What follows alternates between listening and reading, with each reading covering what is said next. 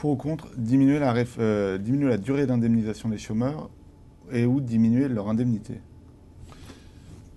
L'indemnisation du chômage est quelque chose d'indispensable. Encore, il faut que ce soit un outil de retour vers l'emploi.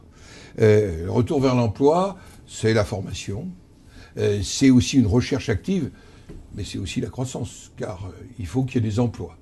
Et pour qu'il y ait des emplois, il faut qu'il y ait des entreprises qui créent de la richesse. Et donc, j'ai considéré que les réactions aux propos de François Rebsamen m'ont fait presque sourire. Quand c'était nous, c'était de la traque aux chômeurs, et voilà que ce serait une vertu, au prétexte que ce serait un gouvernement de gauche. Je pense que le contrôle des chômeurs est légitime, car il s'agit de fruits de cotisation, mais qu'il ne suffit pas de contrôler pour réduire la question du chômage en France. D'abord, créons des emplois. Êtes-vous pour ou contre, Gérard Larcher, réformer les seuils sociaux? Oui. Oui, parce que je pense que c'est un système obsolète et qu'il a des effets pervers. Alors chacun a sa théorie. Il y a ceux qui vous disent, regardez, 50, il y a beaucoup moins d'entreprises. Ce qui se passe en France, c'est qu'on n'arrive pas à faire grandir les entreprises. Et qu'il y a un certain nombre d'obstacles, parmi lesquels les seuils sociaux, parce que les coûts changent terriblement. Quand vous êtes dans une entreprise en développement, vous vous posez des questions sur les coûts. En même temps, il faut que les salariés puissent être représentés. C'est ma vision de cet équilibre social. Donc, on voit bien que nous avons un système de codification du travail qui est d'un autre siècle, qui a besoin d'être revu. Le Code du travail, il doit protéger et le salarié et l'employeur, mais nous sommes entrés dans une forme de formalisme. J'avais tenté de recodifier le Code du travail. Ça a été un travail de Sisyphe, ce qui est normal pour un code du travail, mais au fond, il faut recréer de la dynamique.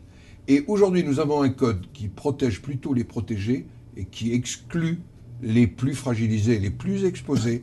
C'est ce qui explique pourquoi tant reste à la porte de l'emploi. Puisque vous êtes ancien ministre du Travail, êtes-vous pour ou contre le report à 65 ans de l'âge légal du départ à la retraite? C'est la proposition de François Fillon. Indispensable pour les équilibres des comptes.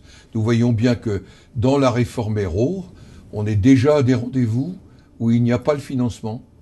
Où il n'y a pas le financement, on ne peut pas mentir. Alors après, et on le voit que sur la question de la pénibilité, le sujet qui a été abordé, sujet que je connais bien parce que c'était déjà un sujet pour moi, les propositions qui ont été faites sont une complexification de plus et un coût de plus. Il n'empêche que 65 ans peut être modulé, mais c'est une réforme indispensable.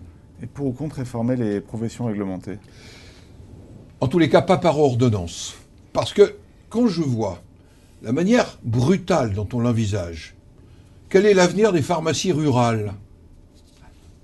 Il en ferme aujourd'hui presque une par jour. Certains disent même plus, mais j'exclus les regroupements.